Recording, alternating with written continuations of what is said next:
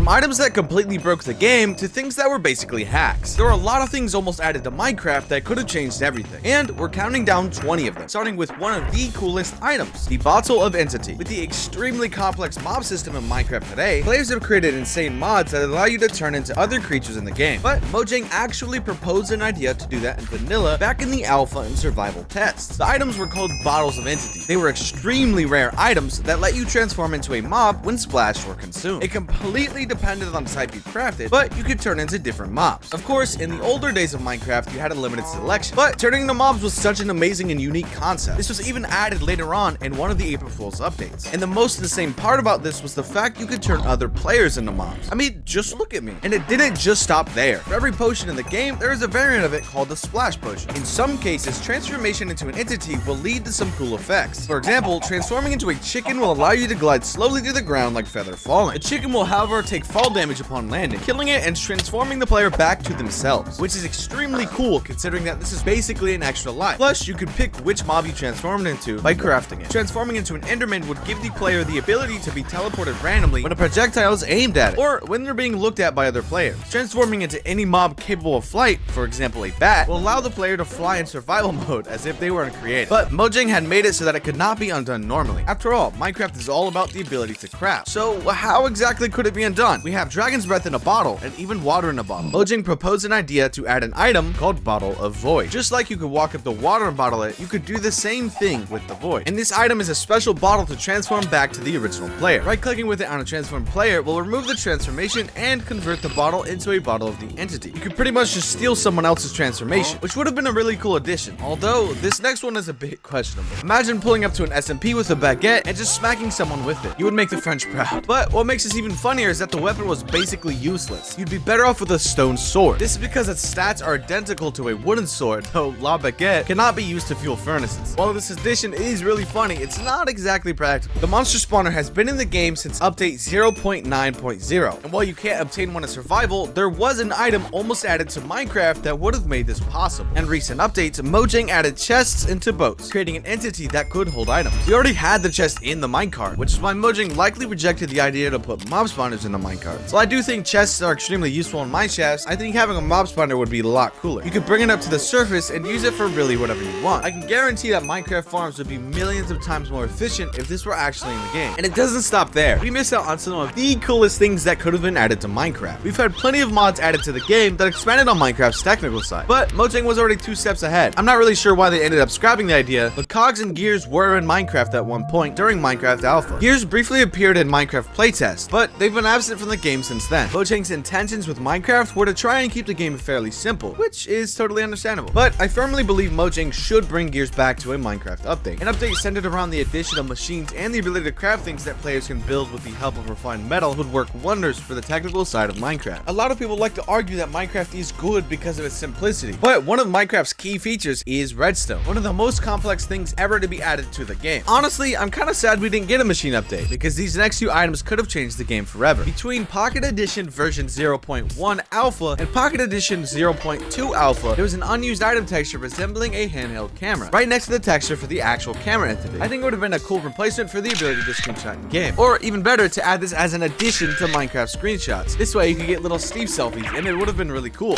However, these textures haven't seen any use, and they've been long since disappeared after the console and mobile editions were all branded as Bedrock. And honestly, I'm not unhappy this other item didn't make it into Minecraft. Don't get me wrong, Crystallized honey is cool, but I don't really see a purpose for it in Minecraft. I think Mojang soon realized this as well, because Crystallized honey is an unused item in Java Edition. No one really knows why it was added or what it would have been used for, but based on what it's for, I can assume it would have been used for waxing, which would have been just as cool as what we have in the game now. In Minecraft, we have various items like the arrow, which has had its textures used in various other parts of the game, like the lead. But there was a version of the arrow called the purple arrow, which was first seen when it was shot by a skeleton in survival tests. The only time we ever saw these arrows were in the survival test itself, and as far as we know, they acted the same as regular arrows, but could not be picked up. And if you've been playing Minecraft long enough, you should already know that there are features only available on Java that aren't available on Bedrock. We've seen this before when bugs were introduced on Bedrock that allowed you to name boats like mobs or like items only available on Java. A great example of this is the copper horn. Similar to the goat horn, they took 1 second to use and had a 4-second cooldown. However, unlike the goat horn, these were exclusive. Because of this, there were 10 variants of copper horn, and each of them played 3 different sounds: when looking up, crouching, or or neither of those. In total, there were 30 different sounds that could be played using copper horns. There were so many combinations you could play with this, and it made for a great system for the goat horns. And if you haven't already, you should subscribe. We'll be continuing to post content like this in the future, and I'm sure you'll enjoy it as much as this wax block.